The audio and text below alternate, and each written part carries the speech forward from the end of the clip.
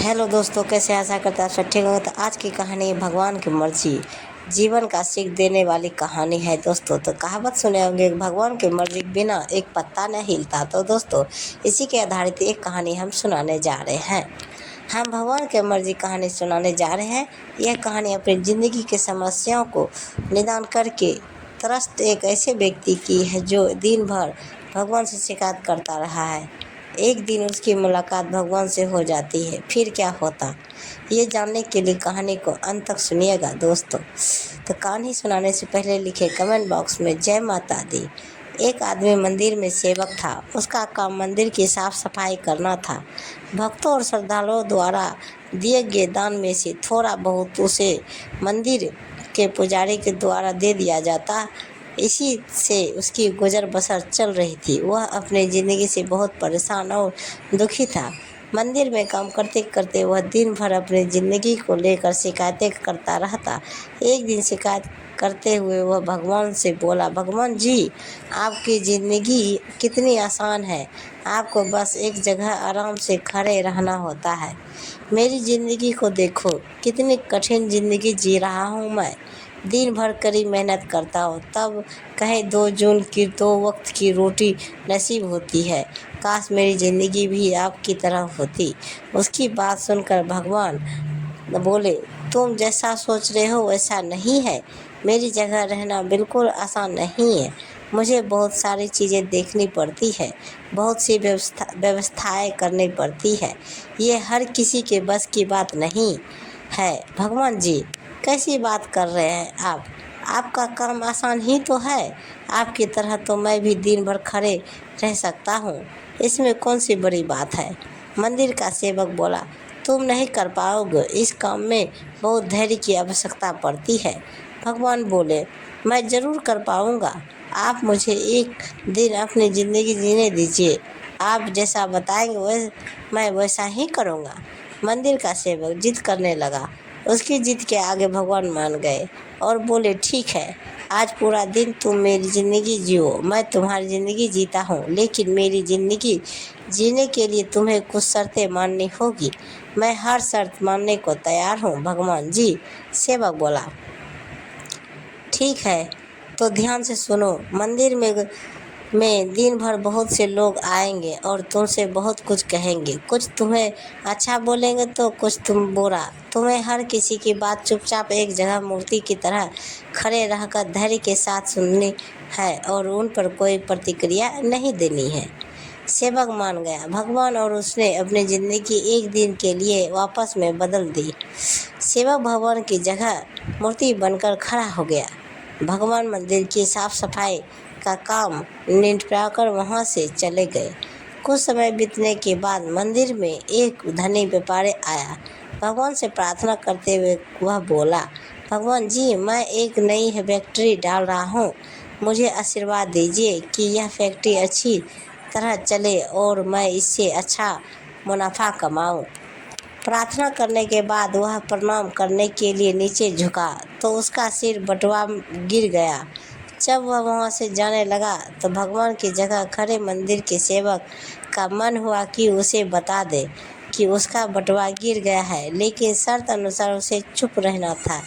इसलिए वह कुछ नहीं बोला और खामोश खड़ा रहा। इसके तुरंत बाद एक गरीब आदमी वहाँ आया और वह भगवान से बोला, भगवान जी, बहुत गरीबी में जीवन काट रहा हूँ।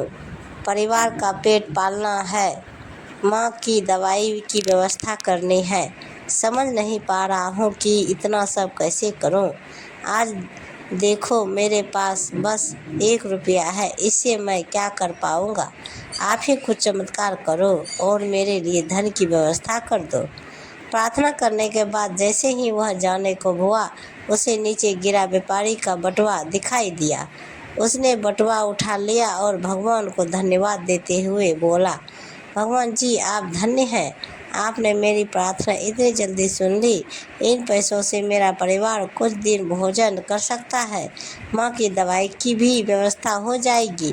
भगवान की धन्यवाद देकर वहाँ से जाने लगा। तब भगवान बने मंदिर के सेवक का मन हुआ कि उसे बता दे कि वह बटुआ तो व्यापारी का है, उसे मैंने नहीं नहीं दिया है। वह जो कर रहा है वह चोरी है, लेकिन वह चुप रहने के लिए विवश था, इसलिए मन मारकर चुपचाप खड़ा रहा।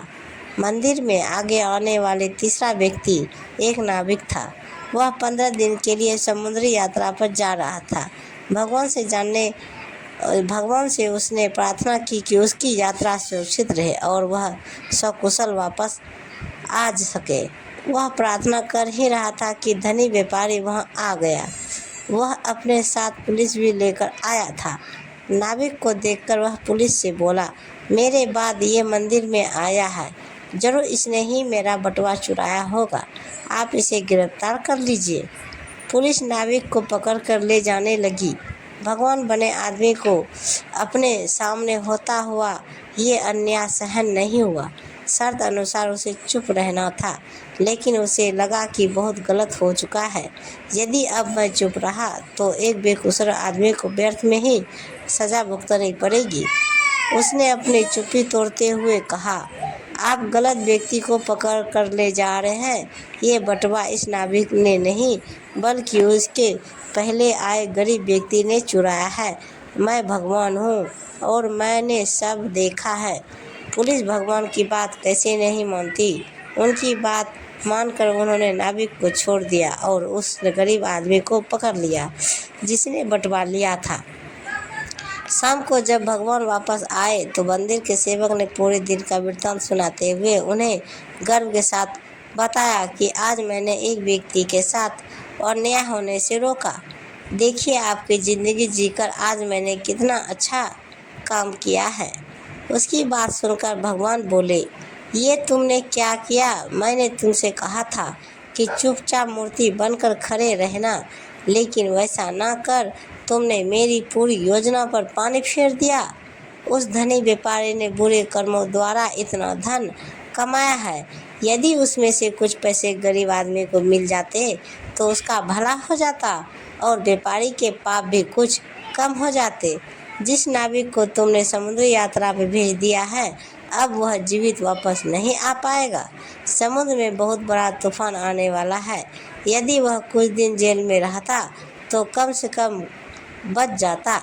सेवक को यह सुनकर एहसास हुआ कि वह तो बस वही देख पा रहा था जो आंखों के सामने हो रहा था।